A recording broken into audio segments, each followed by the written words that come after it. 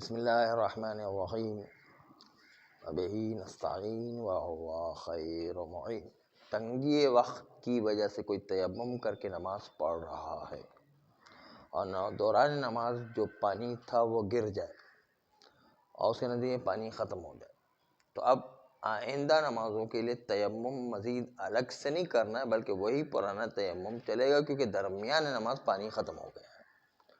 بس اس لیے اگر درمیان نماز پانی ختم نہیں ہوا ہوتا اور پانی موجود تھا اور پھر وہ گرا دیتا ہے تو پھر جو ہے تیمم دوبارہ کرنا پڑتا ہے، لیکن یہ دوران نماز ہی پانی جو گر گیا ہے اور اب پانی موجود نہیں ہے تو تیمم کی ذمہ داری آ گئی۔ تو تیمم کی ذمہ داری آنے کے بعد وہ پہلے تنگی وقت کی وجہ سے تیمم کی ذمہ داری تھی، اب جو ہے پانی نہ ہونے کی وجہ سے تیمم کی ذمہ داری، دو الگ الگ ذمہ داری، لیکن اس کے باوجود وہی پرانا تیمم چلے گا، کیونکہ دوران نماز پانی گر گیا ہے یا ختم ہو گیا ہے، کسی نے استعمال کر لیا، پانی ہے ہی نہیں مثلا۔ دوسرا مسئلہ یہ، انسان اگر کوئی واجب نماز انجام دے رہا ہو تو وقت تنگ ہونے کے نتیجے میں بہت ساری چیزوں کی کمی واقع ہو جاتی ہے نماز میں۔ سارے مستحبات چھوڑ دینا انسان پر واجب ہے، وضو کرتے وقت بھی، اور نماز کے جتنے بھی مستحبات ہیں اس کو چھوڑنا واجب ہے، تاکہ وقت کے اندر اندر نماز ہو جائے۔ اس وقت جو مستحبات کو انجام نہ دینا واجب ہے، مستحبات کو انجام نہیں دینا ہے، واجبات کو وقت کے اندر اندر انجام دینا ہے۔ بلکہ یہ لکھا ہے کہ الحمد کے بعد جو سورہ پڑھنا ہے وہ سورے کو بھی ترک کرنا واجب ہے، یعنی سورہ بھی نہیں پڑھے، خالی الحمد پڑھے بس، اور رکوع میں چلا جائے اور جلدی سے وقت کے اندر کسی طریقے سے نماز پڑھے۔ اگر کبھی ٹائم اگر تنگ ہو اور ہم سے ٹائم ختم ہونے سے پہلے اگر بسم اللہ بول کے اللہ اکبر کے سٹارٹ کر دیں اور پھر وقت گزر جائے ہماری نماز درمیان میں نماز جو ہے بسم اللہ کے درمیان وہ پوری تو ہو جائے گی، لیکن وہ گناہ گار ہے کہ وقت کے اندر پوری کیوں نہیں پڑھی، یعنی اس لیے پوری پڑھنے کی کوشش کرنا کہ پوری نماز وقت کے اندر اندر آ جائے، اور اس کے لیے کیا کہ مستحبات سارے چھوڑ دیں گے، سورہ الحمد کے بعد سورہ چھوڑ دیں گے، اور اس کے بعد جو ہے جتنی نمازیں جتنی تیزی کے ساتھ آدمی پڑھ سکتا ہے اتنی تیزی کے ساتھ پڑھے گا۔ یہاں پر خشوع خضوع تواضع یہ سب چھوڑ دینا ہے، بہت عرفانی نماز پڑھنے کی بھی ضرورت نہیں، فٹافٹ نماز ختم کر دینا ہے۔ جیسے آپ نے دیکھو کہ ہم قضا نمازیں کتنی جلدی جلدی پڑھتے ہیں، اس کی وہ اس مثال ہے نہیں۔ اگر جو ہے کسی کو یہ نماز سیکھنی ہو تو آج ہمارے قضا نماز میں جو ہے شرکت کر کے دیکھ لے گے کتنی تیزی سے جو ہے نمازیں پڑھی جاتی ہیں۔ وہاں پر عرفانی نمازیں نہیں چلتی ہیں، پھر اس وقت جو ہے وہ فوجی نمازیں چلتی ہیں،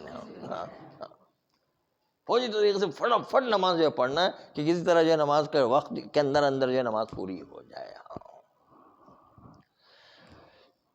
جی تو پھر دوبارہ دوہرا لے سکے، کوئی بات نہیں، وہ پتہ نہیں چلتا، انشاءاللہ التماس سے دعا، انشاءاللہ اس پر تو التماس سے دعا، انشاءاللہ پتہ نہیں چلتا تو آپ معافی ہے بہت ساری چیزوں، لیکن بہرحال اپنی پوری کوشش کرنا کہ فٹافٹ نماز پڑھ کے وقت کے اندر اندر پڑھے، مستحبات کو بھی چھوڑ دینا، سورے کو بھی چھوڑ دینا، کسی طریقے سے بھی وقت کے اندر نماز کو حاصل کرنا ہے، کوشش پوری کرنا ہے، یہی واجبات میں سے ہے۔ اور حتیٰ یہ کہ کچھ جو سورہ جو واجب ہوا کرتا اس کو بھی چھوڑنے کا حکم آیا ہے کہ اس کو بھی چھوڑ دو، کسی طریقے سے بھی وقت کے اندر اندر نماز پڑھو، یعنی پوری کی پوری، خالی بسم اللہ جو ہے وقت کے اندر آ جائے وہ نہیں، پوری نماز وقت کے اندر پڑھنا ہے۔ جان بوجھ کے کوئی تاخیر کرتا تو گناہ گار ہے، کیوں اس نے جو ہے خالی بسم اللہ کی حد تک وقت میں پڑھا، باقی جو ہے نماز کے وقت کے باہر چلی گئی، وہ خود گناہ گار ہے۔ اس طرح کوشش کرنا کہ وقت کے اندر اندر ہی نماز آ جائے، یعنی قضا تو نہیں ہے لیکن بہرحال گناہ گار ہے، استغفار کرنا پڑے گا اس کو، استغفار ہے نہیں، اللہ کی بارگاہ میں توبہ کرنا پڑے گا۔ توبہ کے بھی البتہ 5 ارکان ہیں، 4-5 ارکان ہیں، اس کو پہلے مد نظر ہے، اللہ سے معافی مانگنا ہے، شرمندہ ہونا ہے، آئندہ گناہ نہ کرنے کا عزم کرنا ہے، حقوق الناس ادا کرنا ہے، حقوق اللہ ادا کرنا ہے، 5 ارکان جو ہے اس کو بھی مد نظر رکھنا۔ توبہ خالی لقلقہ زبانی نہیں کہ انسان زبان سے کہتا ہے کہ میں استغفر اللہ استغفر، یہ استغفر اللہ کوئی توبہ نہیں ہے، توبہ وہ ہے کہ جو تمام ارکان کو مکمل کرے، وہ توبہ اصل ہوا کرتی ہے۔ اس کا مطلب کوئی استغفر اللہ کہنا چھوڑ دے یہ بھی مطلب نہیں ہمارا، یہ کوئی اس طرح کا مطلب بھی نہ نکال لیں، استغفر اللہ کہنا اچھا ہے لیکن خالی اس پر کافی نہیں ہوتا، توبہ کے ارکان میں سے جو ہے یہ شمار نہیں ہوا کرتا ہے۔ تو آئیے ہم دوسرے باب میں جا رہے ہیں کہ کن کن چیزوں پر تیمم کرنے کی اجازت ہوا کرتی ہے۔ تیمم کی اجازت بہت ساری چیزوں پر ہے۔ مٹی سب سے اچھی ہے، مٹی کے بعد وہ جو باریک بجری آتی ہے اس کا نمبر آتا ہے، باریک بجری کے بعد ڈھیلے کا نمبر آتا ہے، ڈھیلے کے بعد ریت کا نمبر آتا ہے، ریت کے بعد پتھر کا نمبر آتا ہے۔ یہ جو ہے نمبر وائز آپ کے سامنے پیش کر دیا، لیکن سب پر ہو سکتا۔ یعنی کیا؟ یعنی یہ کہ مٹی، ڈھیلا، پتھر، ریت، بجری سب پر تیمم کیا جا سکتا ہے، حتیٰ سیمنٹ کے اوپر بھی تیمم کیا جا سکتا ہے، حتیٰ چونے کے پتھر پر بھی تیمم کیا جا سکتا ہے۔ پتھر کے اوپر بھی کچھ ڈسٹ کائنڈ آف چیز موجود ہونا ضروری ہے، جیسے عقیق کا پتھر ہوتا ہے وہ بالکل چکنا ہوتا ہے، اس پر بھی اگر کر لیں ہاں تو کافی عبارت، کوئی مٹی ہونا کوئی ضروری نہیں ہے، مٹی نہ بھی ہو تو چلے گا۔ ترتیب وار یعنی بہتر کے عنوان سے یہ جو ترتیب بتائی بہتر ہے، پتھر بھی کر سکتے ہیں لیکن بہتر ہے مٹی کو اپنایا جائے۔ صاحب انہوں نے عقیق کے بارے میں کہا کہ عقیق کا پتھر جو ہے وہ اس پر ہم مسا وغیرہ کر سکتے ہیں یا یہ تیمم کر سکتے ہیں۔ اس میں یہ ہے کہ عقیق جو ہے وہ کیمیکل سے بنائے بھی جاتے ہیں، ان پر کرنا جائز ہے یا جائز نہیں؟ کیمیکل ہوتی ہے زیادہ تر تقریباً۔ البتہ ابھی ہم نے عقیق کی بات کی نہیں، اب شروع کر رہے ہیں، البتہ شروع کر رہے ہیں وہ کہ جپسم اور چونے کا پتھر اس پر بھی تیمم کیا جا سکتا ہے، اور وہ مٹی یہ جو تکیے، گدے، کمبل، قالین وغیرہ پر جمع ہو جاتی ہیں، اور عرفاً اس کو کہا جاتا ہے کہ ہاں یہ تو نرم مٹی ہے، تو اس پر تیمم کیا جا سکتا ہے، لیکن پھر بھی احتیاط مستحب ہے، اختیار کی حالت میں اس پر تیمم نہ کیا جائے، اور اسی طریقے سے اختیار کی حالت میں انسان پکے ہوئے چونے کے پتھر پر، جپسم پر، اور تھوڑا سا فرق ہوتا ہے چونے کے پتھر میں اور جپسم میں، اور سیمنٹ پر، اور پکی ہوئی اینٹ پر، اور جو ہے عقیق پر اور معدنیات پر، ان پر بہتر ہے کہ تیمم نہ کرے، بہتر یہ کہ دوسری چیزوں کو اپنائیں۔ اختیاری حالت میں انسان کو اختیار ہو تیمم کرنے کی اجازت ہونے کے باوجود بہتر ہے کہ دوسری چیزیں اپنائیں۔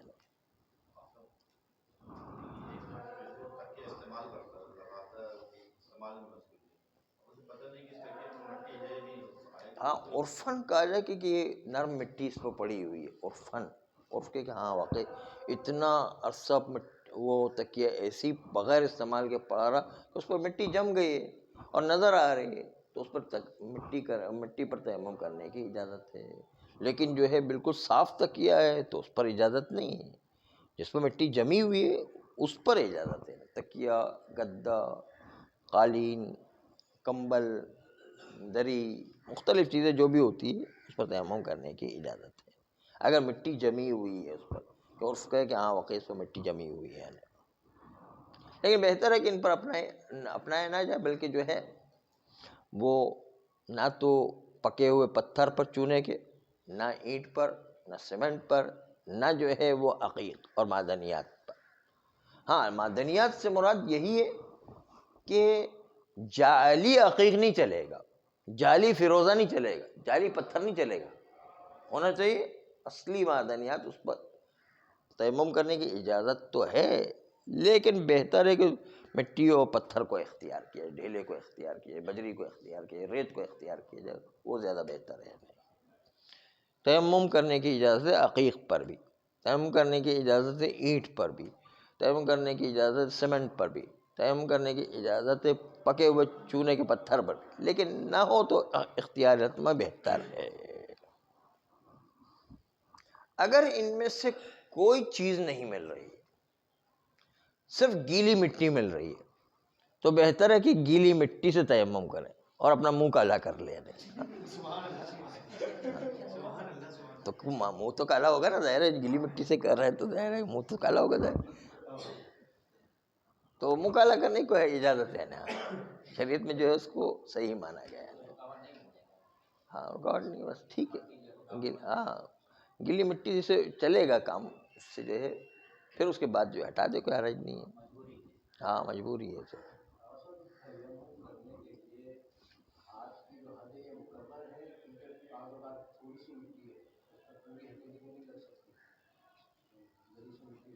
صحیح، ہاں یہ بہت اچھا سوال ہے کہ پورے ہاتھ مٹی پر لگنا چاہیے، خالی تھوڑا سا ہاتھ لگ جائے تو کافی نہیں ہے نا، پورا ہاتھ مٹی پر جمنا چاہیے، تب جا کے جو ہے تیمم ہوگا، ورنہ تیمم نہیں ہوگا نا، نہیں اس سے نہیں ہوگا، پورا عقیق کا اتنا بڑا پتھر ہے اس کے اوپر کر رہے ہیں نا، آپ کو مل جاتا کہ انشاءاللہ خزانے تو بہت سارے پڑے ہیں دنیا میں انشاءاللہ۔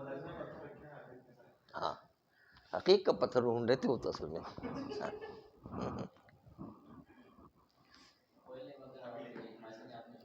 ہاں اس میں بھی کیا جا سکتا ہے، لیکن جو ہے وہ جو ہے نہ کرے تو بہتر ہے، لیکن اجازت ہے بارہ۔ ہاں کوئلہ تو پورا کالا کالا، وہ تو کالا کرنے کے لیے ہی ہے بارہ۔ پھر جو ہے کہتے ہیں اگر جو ہے گیلی مٹی بھی نہیں ملتی تو پھر جو کپڑے، کمبل، دری، قالین پر جو ہلکی سی مٹی، جس کو عرف میں مٹی بھی نہیں کہا جاتا، کچھ نہیں مل رہا تو اسی پر تیمم کر لیں جی۔ ہاں اتنا کم غبار ہے کہ جو نظر ہی نہیں آ رہا ہے، بہت کم ہے، پھر بھی اس پر کر لے، اگر وہ بھی نہیں ملتا تو بغیر تیمم کے نماز پڑھ لے، پھر بعد میں نماز کی قضا کرے۔ آپ کو اچھا پنکھا اچھا نظر آ گیا نہیں، ٹھیک ہے، پنکھے پر بھی چل جائے گی، گھڑی پر بھی چل جائے گی، دیوار پر بھی چل جائے گی، کہیں پر بھی مٹی ہو مقصد تیمم کیا اس میں۔ ہاں جی ہاں کتابوں کے اوپر بھی ہوتی ہے، لیکن آغا صاحب آج کل جو ہے خاکِ شفا آ رہی ہے، تو خاکِ شفا کو لے کر اس کو کوٹ کر ہمیشہ، یعنی جیسے برتن میں کوٹ کر رکھتے ہیں۔ ہاں خاک شفا سے بہتر ہو کیا مٹی ہو سکتی ہے، تو سب سے اچھی افضل مٹی، خاک شفا تو جو ہے جنت کی مٹی سے ہی بہتر ہے، یعنی اس لیے جو ہے کیا کہا جائے نہیں۔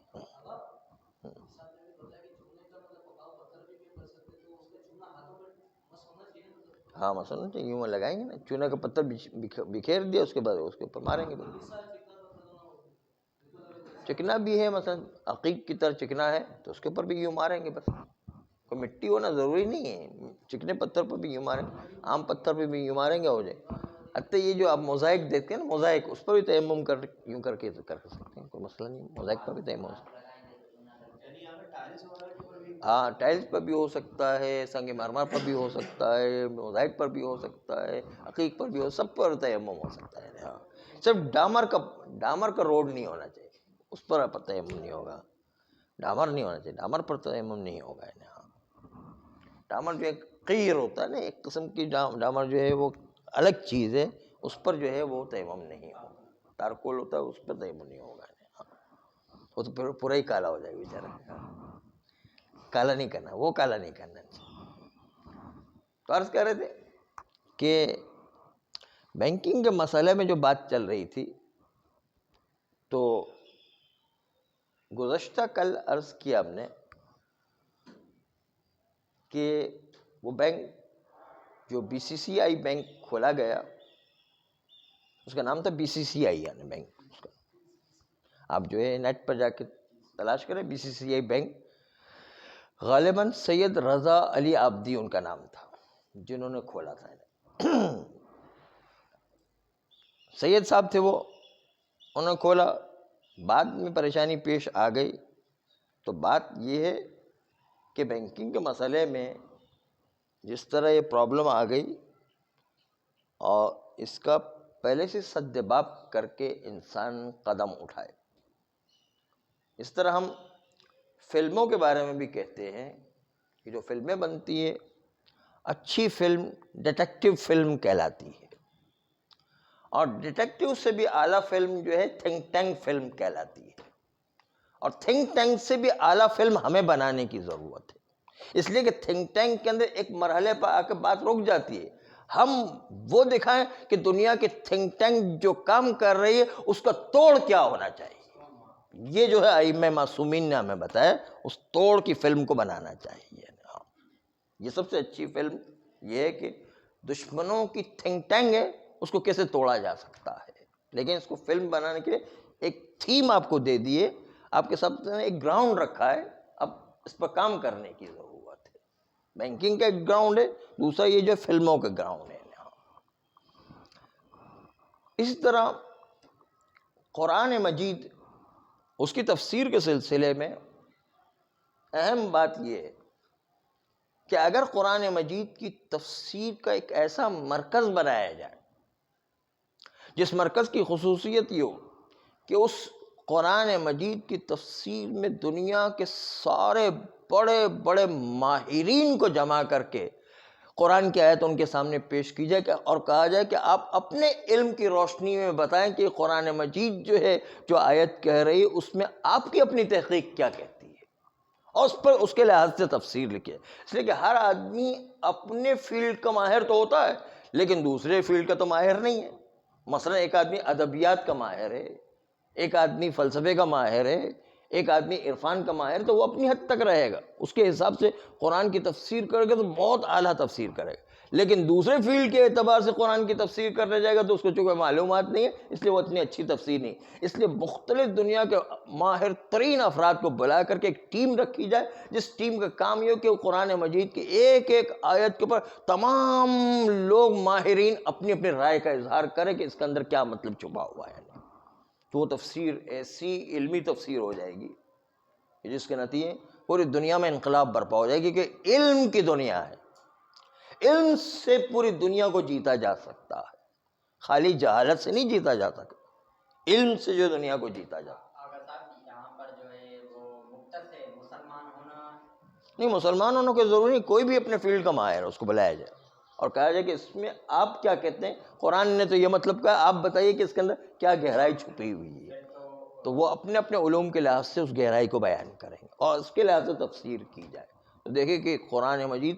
علم کا اتنا بڑا سرچشمہ ہو جائے گا کہ جس کی وجہ سے اگر مسلمان اس کو اپنا لے تو سب سے زیادہ کامیاب قوم ہوگی اور اس کے نتیجے پوری دنیا پر حکومت کرے گی، یعنی یہ قرآن مجید ایسا ہے۔ یعنی خیر یہ مختلف فیلڈ ہیں کام کرنے کی جو آپ کے سامنے گراؤنڈ اور بیس رکھ رہے ہیں۔ تو مسئلہ چل رہا تھا بینکنگ کا، جس بینکنگ کے مسئلے میں بات یہ تھی کہ ایک آدمی جب بینک میں کام کرتا ہے تو سب سے پہلی بات تو آپ کو مد نظر رکھنا ہے کہ جو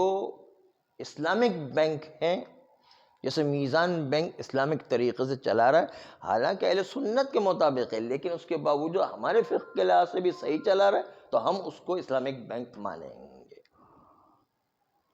چنانچہ میزان بینک کے بارے میں یہ بہت تعریف سننے میں آئی ہے،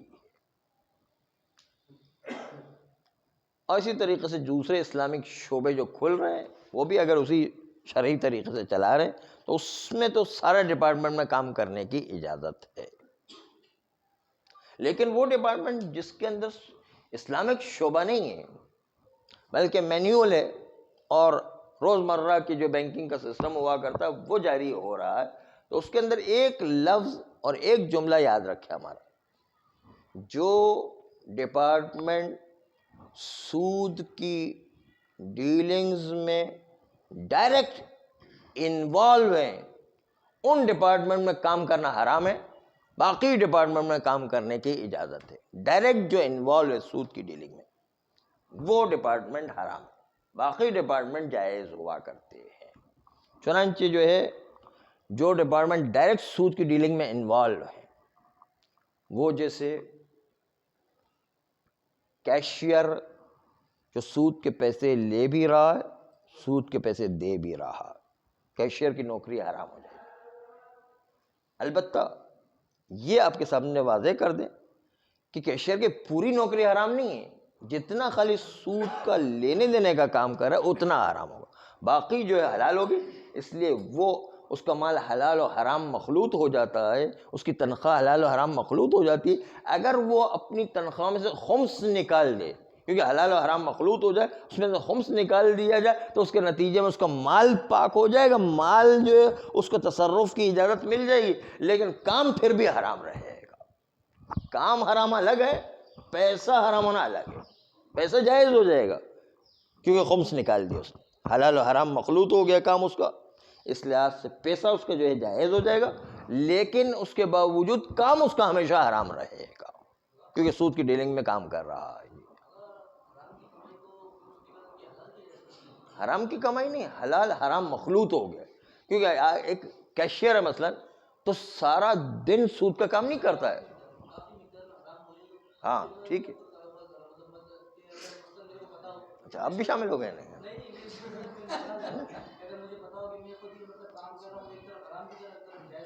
ہاں ہاں ہاں حلال ہو جائے گا، خمس نکال دیا حلال و حرام، لیکن کام آپ کا حرام رہے گا. کام حرام ہے، گناہ گار ہیں، لیکن پیسہ صرف حلال ہوگا. بس پیسے کو خرچ کر سکتے بس. جی بہت ساری چیزیں سپلائی کرتا ہے، اس کے ساتھ ساتھ شراب بھی سپلائی کرتا ہے، بہت ساری چیزوں کا اناج کا سپلائی شراب بھی کر رہا ہے. تو اب جب کمائی آئے گی اس میں سے ہاں 5 نکال دے تو چل جائے گا اس میں. لیکن یہ پہلے سے یقین نہ ہو کہ وہ خمس سے زیادہ جو ہے حرام کا مال شامل ہے، تب نہیں ہوگا. جب اس کو پتہ ہی نہیں چل رہا حلال کتنا ہے حرام کتنا ہے، وہ معلوم نہ ہو تب. ان کا سوال ہے کہ یعنی شراب بھی بیچتا ہو تو ہاں تو حرام تو کام رہے گا حرام، لیکن جو پیسہ آ رہا ہے اس میں سے چونکہ خمس نکال دیا، حلال حرام دونوں کو مخلوط تھا، خمس نکال دیا تو پیسہ حلال ہو جائے گا. باقی شراب کے پیسے بھی حلال ہو جائیں گے. شراب پیسے نہیں، اس نے نکال دیا نا، 20% تو نکال دیا اس نے، 80% اس کے پاس رہا ہے نا. ہر مہینے کی تنخواہ سے ہر مہینے کی تنخواہ سے نکالنا پڑے گا اس کو. اگر یقین ہو کہ جتنا کما رہا ہے اس میں زیادہ مقدار حرام کی، ہاں تو پھر جو ہے وہ خمس نہیں چلے گا، پھر تو خمس سے بھی پاک نہیں ہوگا. جی حرام کی دولت نکال دی ہے، اس میں جو ہے خمس سے کم ہے تو ٹھیک ہے، آپ کا مال جو ہے پاک ہو گیا. لیکن اگر جو ہے خمس سے زیادہ ہے اور وہ حرام مال تو پھر پاک نہیں ہوگا، پھر مشکل ہے. ایک شخص کے جو ہے مختلف بینک میں پیسے ہیں، ماشاءاللہ. پاکستان میں کون ہے وہ؟ پاکستان میں جو ہے اس کے بینک میں پیسے ہیں، اور پاکستان سے باہر جو ہے بحرین میں بینک میں پیسے ہیں. ماشاءاللہ. اب پاکستان کے جو بینک کے جو پیسے ہیں اس کو خمس لگے ہیں، تو اس خمس کی جو ادائیگی وہ بحرین کے پیسے سے کر سکتے ہیں. ہاں نیت کرے کہ وہی والے خمس نکال رہا ہوں، نیت سے چل جائے گا کام بن. اور اگر یہ مسئلہ مثلا فلم ایکٹر ہے وہ حرام اور حلال دونوں ساتھ میں کام انجام دیتا ہے، تو اگر وہ شیعہ اثنا عشری ہو تو اس کو خمس نکالنے میں یہی، اگر حرام مال زیادہ ہے حلال کم ہے تو پھر تو خمس سے کام نہیں چلے گا. نہیں، خمس اتنا کام ہو کہ کم سے کم جو ہے وہ 20% سے کم ہو تو پھر جو حلال حرام مخلوط ہو جائے تو نکالا جاتا ہے. اگر آپ معلوم نہ ہو کہ حرام کتنا ہے کہ بس تمہیں یہ کام کرنا ہے، اس کے بس یقین ہونا چاہیے کہ خمس سے زیادہ حرام نہیں ہے تو پھر نکال سکتا. اگر جو ہے وہ یقین نہیں ہے تو نکال سکتا. خیر تو بات یہ چل رہی تھی کہ جب انسان بینکنگ کے اس نظام میں کہ جس میں انسان سود کی ڈائریکٹ ڈیلنگ میں انوالو ہے، کیشیئر سود کے پیسے لیتا بھی ہے، سود کے پیسے دیتا بھی ہے، کمپیوٹر آپریٹر سود کے پیسے آتے وقت بھی فیڈ کرتا ہے اور سود کے پیسے جاتے وقت بھی فیڈ کرتا ہے، تو اس کی نوکری بھی حرام ہو جائے گی. وہ آفیسر جو سود کے واؤچر پر سائن کر رہا ہے، سائن کرنے کے سے اس کا بھی جو ہے سود کے واؤچر پر سائن کرنے کے سے آفیسر کی نوکری بھی حرام ہو جائے گی. پیون جو سود کے واؤچرز کو اٹھا کر کے ادھر سے ادھر لے جاتا ہے تو ادھر سے ادھر لے جانا جو ہے اس کی وجہ سے حرام ہو جایا کرتا ہے. بتاتے بہت سی چیزیں بچیں گے ابھی. جی اگر رشوت بھی اس میں آتی ہے نہیں، رشوت کا مسئلہ الگ ہے، سود کے مسئلے کی بات کر رہے ہیں. حرام جی کے پیسے ڈرائیور اگر جو ہے خالی پیسے لے جانے کا کام کرتا ہے تو اس میں جو ہے ڈرائیور کی نوکری جو ہے اس میں کوئی مسئلہ نہیں ہے، لیکن جو ہے سود کی ڈیلنگ میں انوالو شمار نہیں ہوگا وہ ظاہر ہے. جی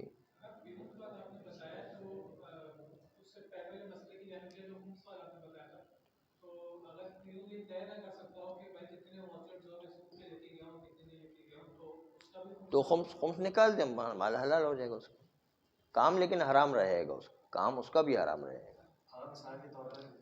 پیونز بہت سارے 5-6 پیونز ہو، اب جو ایک واحد پیون ہے وہ تشخیص نہیں کر پا رہا کہ آیا وہ جو سود والے واؤچرز ہیں وہ میں ٹرانسفر کرتا ہوں یا نہیں کرتا، تو تحقیق کرنا اس کے لیے لازم نہیں ہوگا. ہاں اگر شک ہو رہا ہے تو کوئی بات نہیں، پھر تو مسئلہ نہیں ہوگا، شک میں اصل برات جاری ہے. ہاں سود کی حفاظت کرنا سیکورٹی گارڈ ہے تو اس کے لیے بھی حرام ہو جائے گا. تو جی ہاں لیکن سود کا پیسہ بھی اس میں ہے نا، تو پھر اس کی حفاظت کرنے میں ہو جائے گا. اس طرح مینیجر جو پوری سود کی ڈیلنگز کی نگرانی کرتا ہے تو مینیجر کی نوکری بھی آرام ہو جائے گی. اس طرح اے وی پی جو اسسٹنٹ وائس پریزیڈنٹ ہوتا ہے وہ شیشے میں بیٹھ کے خالی دیکھتا ہے ایک آنکھ کے گوشے سے،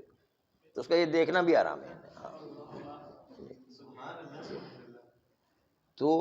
سود کی ڈیلنگ میں جو بھی انوالو ہوگا وہ سب کے سب جو ہے حرام شعبے ہو جائیں. ہاں اب جائز کی باری سنیے. جیسے ریمیٹنس ڈپارٹمنٹ، باہر سے پیسے آتے ہیں اس کو چینج کر کے جو اسے پرسنل ڈپارٹمنٹ جو لوگوں کی پرسنل فائل ہوا کرتی ہے تو وہ بھی جائز. سر چارٹرڈ اکاؤنٹنٹ کام جو آڈٹ کرتے ہیں وہ چونکہ سود کی ڈیلنگ میں انوالو نہیں ہوتے ہیں، سود سے پہلے یا سود کے بعد جو ہے خالی آڈٹ کرتے ہیں کہ کام صحیح ہوا یا نہیں ہوا ہے. تو آڈٹ کرنے میں سود کی ڈیلنگ میں چونکہ انوالو نہیں شمار ہوتے، اس لیے جو اپنے آخوئی کو خط بھی لکھا تھا، اس کا جواب بھی آیا کہ چونکہ سود کی ڈیلنگ میں جو انوالو نہیں ہے اس لیے جو چارٹرڈ اکاؤنٹنٹ کی نوکری صحیح ہے. وہ خالی آڈٹ کر رہے ہوتا، آڈٹ کرنے میں جو ہے سود کی ڈیلنگ میں انوالو نہیں ہے، وہ سود کی ڈیلنگ کے بعد کا مرحلہ ہے، اور بعد کے مرحلے کو حرام نہیں قرار. خود سود کی ڈیلنگ میں جو انوالو ہوتے ہیں وہ حرام ہوا کرتے ہیں. چنانچہ بہت سارے ڈپارٹمنٹ ہیں، جیسے خالی چائے بنا کر کے دے رہا ہے چوکیدار یا پیون مثلا، تو چائے بنانے میں کیا جاتا ہے، چائے ہم بھی پی لیں گے، کوئی مسئلہ نہیں ہے، تو اس میں تو کوئی حرج نہیں ہے. چائے بنانے میں جو ہے بینک کے اندر، یا بیچارہ ایک مولانا صاحب جو جا کے بینک میں قرآن پڑھتا ہے تو قرآن پڑھنا تھوڑی کوئی حرام ہو جائے گا. یہ لوگوں کے ذہن میں شبہ ہو جاتا ہے کہ بھائی بینک کے پیسے تو سود کے پیسے ہیں، چاہے مولانا کو ملے چاہے چائے پلانے والے کو ملے، کیا فرق پڑتا ہے. لیکن نہیں، بہت فرق پڑتا ہے. وہ چونکہ ڈائریکٹ سود کی ڈیلنگ میں انوالو نہیں، اس لیے ان کا کام حلال ہے، ان کا کام حرام نہیں. نہ مولانا کا کام حرام ہے، مولانا اس لیے نہیں کہ ہم خود مولانا ہو گئے اس لیے، لوگ کہتے ہیں اپنے لیے اردو سیدھا کر لیا ہے. وہ لوگ یہی کہتے ہیں کہ مولوی جو اپنے کام جو صحیح کر لیتے، باقی جو سب کو حرام ہے. ہاں گیٹ پہ گارڈ کر، وہ تو سیکورٹی اس لیے کہ انسانوں کی سیکورٹی دے رہے تو ان کے لیے حرام نہیں ہے، جو پیسے کی سیکورٹی کر رہے اس میں ممکن ہے حرام ہوئے نا. صفائی والے جیسے وہ بھی جو ہے صفائی کر رہے ہیں، ان کا جو سود کی ڈیلنگ سے تو کوئی رابطہ نہیں ہے. ہاں اگر سود کے پیسے لے جانے کا کام کرتا ہے تو پھر اس کے لیے بھی ممکن ہے. ہاں پتہ نہیں تو پھر ٹھیک ہے، پھر ٹھیک. ہاں لیکن پھر بھی اگر اس کو پتہ ہے کہ میں سود کے پیسے لاتے لے جاتا ہوں، تو پھر اگر اس کو پتہ ہی نہیں کہ کیا ہو رہا ہے، مجھے کیا پتہ ہے نہیں کون سے پیسے، ٹھیک ہے. تحقیق کرنا ضروری نہیں ہے، تحقیق کرنا ضروری. شبہ موضوعیہ میں جو ہے تحقیق کرنا واجب نہیں ہوا، اگر یہ شبہات موضوعیہ ہے سب یعنی اس لحاظ سے جو ہے، اس لحاظ سے کوئی پرواہ نہیں. تو اصل ہم یہ کہنا چاہتے تھے کہ کبھی کبھی 20 سال آدمی بینک کی نوکری کرتا، بعد میں پہلے تو اس کو حلال شعبے میں نوکری کر رہا تھا، 20 سال کے بعد اس کو ٹرانسفر کر دیا حرام شعبے میں. اب وہ 20 سال کے بعد مینیجر بن گیا، اس کی تنخواہ 2 لاکھ روپے بن گئی ہے. اب وہ دوسرے شعبے کو چھوڑ کے کیسے جائے جہاں پر اس کو حرام کی نوکری کرنا پڑ رہا ہے. ایک دم چھوڑ دے تو اس کے بال بچے بھوکے مر جائیں گے، روڈ پر آ جائے گا، قرضے ہو جائیں گے. کشکول پھیلا کر کے اس کو روڈ پر جو بھی مانگنا پڑے گا، عزت جو ہے اس کی پامال ہو جائے گی، ناموس پامال ہو جائے گی۔ تو ایسی صورت میں شریعت نے مومن کی عزت کو محترم سمجھا اور کہا اس وقت تک اپنی نوکری کنٹینیو رکھ سکتا ہے جب تک کہ کوئی دوسرا کاروبار اس کا ایڈجسٹ نہیں ہو جاتا، یا جب تک کہ کوئی دوسری نوکری نہیں مل جاتی جس سے اس کا گھر کا خرچہ چلے۔ ضروری نہیں کہ 2 لاکھ روپے دوسری جگہ پر ملے، دوسری جگہ پر 1 لاکھ ملتے ہیں جس سے کام چل جاتا ہے گھر کا، تو وہ کفایت کرتا ہے۔ یا دوسری جگہ جو کاروبار ایسے لگ گیا جس میں 1 لاکھ ملتے، 50,000 ملتے، گھر کا خرچہ چل رہا ہے، چاہے مشکل سے ہی چل رہا ہے، تو پھر اس کو بینک کی نوکری چھوڑ دینا واجب ہو جائے گا۔ جب تک یہ بینک کی نوکری کر رہا ہے اس میں جو ہے خمس نکالنا جو ہے اس پر لازم نہیں ہے، اس پر لازم نہیں۔ اگر جب ایک بندہ یعنی کہ آپ نے سچویشن بتائی کہ وہ پروموٹ ہو گیا، اب اس کے اوپر کیا لازم ہے کہ وہ کوئی ایسی پوسٹ یا ایسی کوئی جاب وغیرہ دیکھے جس کے اندر یہ حرام ہے، اس پہ لازم ہے؟ ہاں، حرام نہ ہو وہی نوکری کرنا ہے جو حرام پڑے گا اس کو، یا پھر نہ دیکھے تو چلے گا؟ نہیں، حرام نوکری دیکھنا پڑے گا کہ حرام ہے نہیں ہے، حرام ہے تو پھر وہ نہیں کر سکتا ہے، جائز نہیں۔ جس میں سود کی ڈیلنگ نہیں ہے وہ جائز ہوگا، لیکن 20 سال کے بعد ٹرانسفر کر دیا تو آدمی کچھ کر ہی نہیں سکتا ہے، وہ اوپر والوں کو بول بھی نہیں سکتا، اس لیے کہ وہ کہیں گے بھائی کام کرنا تو کرو نہیں تو جاؤ بس، وہ تو اس طرح نکال دیں گے۔ اس لیے 20 سال کے بعد جو آدمی ٹرانسفر تو نہیں کر سکتا ہے، اس لیے بڑی مشکل، اس کو کہتے ہیں اسر و حرج کا قانون جاری ہے کہ اس کے بال بچے روڈ پر آ جائیں گے، بھیک مانگنا شروع کر دے گا، اور جو قرضے چڑھ جائیں گے، اس کی عزت پامال ہو جائے گی۔ تو مومن کی عزت اتنی اللہ کے نزدیک محترم ہے کہ عزت کو بچانے کے لیے حرام کھانے کی بھی شریعت نے اجازت دے دی، حالانکہ یہ حرام ہے، سور کے گوشت کی طرح حرام ہے، لیکن شریعت نے اجازت دے دی کہ اس کی عزت مومن کی پامال نہ ہو جائے۔ صلی اللہ علیہ سیدنا